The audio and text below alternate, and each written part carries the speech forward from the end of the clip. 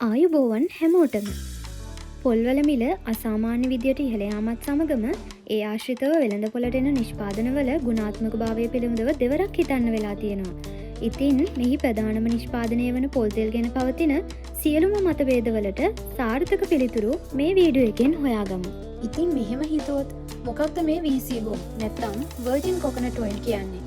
බොහෝ දෙනා VCO කියලා රැවටිලා ගන්න සුදු පොල් තෙල් ඇත්තටම ශරීරයට හිතකරද? වැඩි උෂ්ණත්ව පිසීම් වලට පොල් තෙල් සුදුසුද? එහි සීමාවක් තියෙනවද? පොල් තෙල් සහ කොලෙස්ටරෝල් අතර තියෙන සම්බන්ධතාවය මොකක්ද? එහි පිළිකාකාරක බලපෑමක් තියෙනවද? ඉතින් මේ කියන හැම සාධකයක්ම සලකලා බැලුවහම ඔබට වඩාත් සුදුසු පොල් තෙල් වර්ගය කුමක්ද? මේ කියන හැම ප්‍රශ්නයකටම උත්තර දැනගන්න රැඳී සිටින්න. මේ සමාජ මාධ්‍ය භාවිතා කරන්නන්ගේ විද්වත් අදහස් විමසා බලන ජනමතය නාලිකාවයි. පළවෙනි ප්‍රශ්නය. වර්ජින් කොකනට් ඔයිල් සහ සුදු පොල් තෙල් අතර තියෙන වෙනස කුමක්ද? ශුද්ධ පොල් තෙල් නැත්තම් වර්ජින් කොකනට් ඔයිල් කියන්නේ නවක පොල් වලින් කිසිදු රසායනික ද්‍රව්‍යයක් හෝ අධික තාපයක් භාවිතා කරන්නේ නැතුව සෙන්ටිග්‍රේඩ් අංශක 60ට වඩා පහළ උෂ්ණත්වයක් යටතේ හදන තෙල්. මෙහි ස්වභාවික පොල් සුවඳ සහ ප්‍රබල ප්‍රතිඔක්සිකාරක එහෙම නැත්නම් ඇන්ටිඔක්සිඩන්ට්ස් අඩංගු වෙලා තියෙනවා.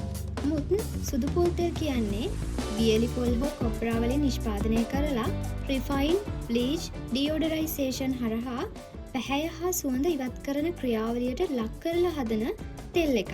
ඉතින් මේ ක්‍රියාවලිය එතරම් අහිතකර නොවුනත් සමහර සමාගම් මේ සඳහා යොදා ගන්නා හික්සේන් වැනි රසායනික ද්‍රව්‍ය නිසා ශරීරයට අහිතකර බලපෑම් සිදුවීමේ ඉහළ සම්භාවිතාවයක් තියෙනවා.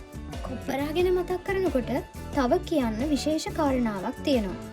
කොප්පරා වලින් නිෂ්පාදනය කරලා තියෙන සාමාන්‍ය පොල් තෙල් වල ඇෆලොටොක්සින් දැඩි ලෙස අන්තර්ගත විය හැකි බව පරීක්ෂණ වලින් හොයාගෙන තියෙනවා.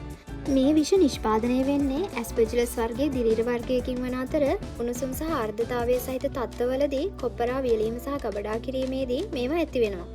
දිගු කාලීනව ඇෆලොටොක්සින් ශරීරගත වුණොත් එහෙම පිළිකා වගේ තත්ත්වයන්ට උනත් ගොදුරු වෙන්න පුළුවන්.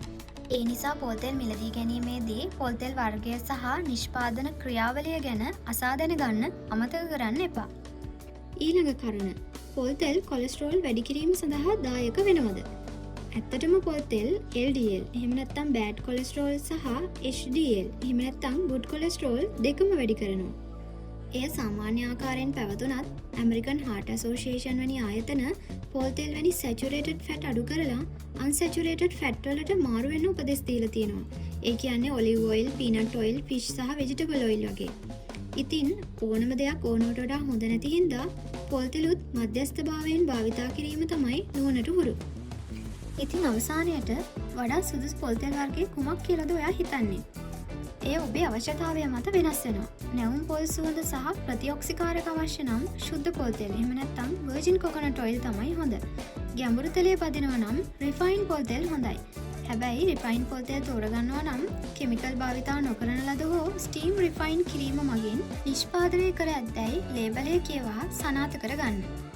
හොඳයි. එහෙනම් මේ කියපු පොල් තෙල් ගැන සරල විද්‍යාත්මක විග්‍රහය ඔයාලගේ ජීවිතවලට ගොඩක් වැදගත් වෙයි කියලා විශ්වාස කරනවා. මේ වීඩියෝව ප්‍රයෝජනවත් කියලා හිතෙනවා නම් ඔයාගේ යාළුවෝ එක්කත් ෂෙයා කරගන්න. රැඳී සිටියාට ස්තුතියි.